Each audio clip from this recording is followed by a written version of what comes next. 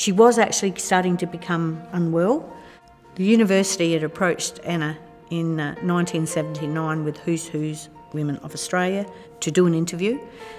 She declined, comparing herself to maybe the first women that had gone into federal parliament, and things like that, and she probably didn't think she was as great as them.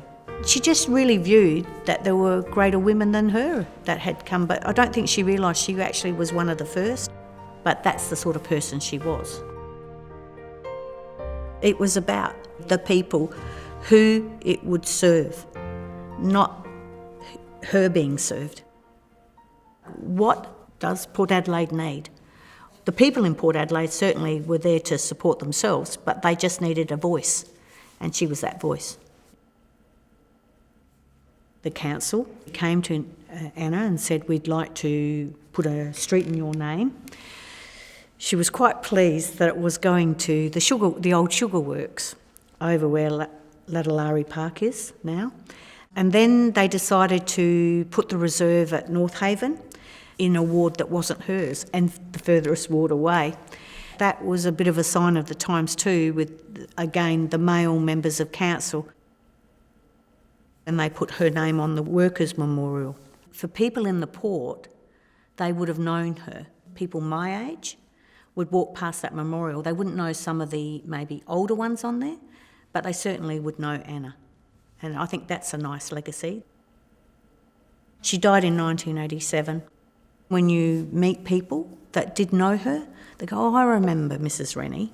Oh, she was a very good person, or she was very knowledgeable," and things like that. And I still meet people that remember her, so I think that's a nice legacy. The biggest one would have to be Meals on Wheels. That started in Port Adelaide, and people forget that, And if it wasn't for her, if Anna hadn't got that little small parcel of land at the end of Langham Place and got all the things to go in it, and the hut, the first kitchen would have never got off the ground for a lot longer. To finish with Anna's story and the legacy of Anna, what is important is it would have been forgotten if it wasn't for the Women in Commerce and the Anna Rennie chapter here in Port Adelaide, and I thank them very much.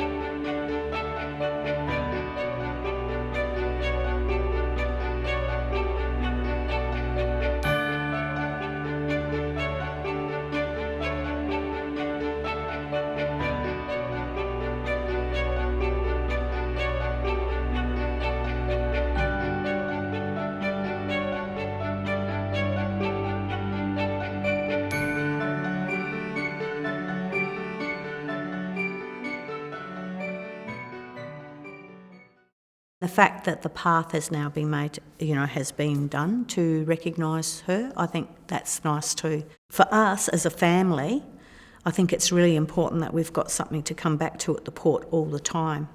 And I certainly make sure that even though my grandsons are not of the port, that they recognise that their beginnings were here in the port. Will I ever be as good as her? Could I ever be as good as her? Anna, Nan, was probably the person that I looked up to most my whole life and still do. She was the greatest person alive. And in my mind, she's still the greatest person to live up to.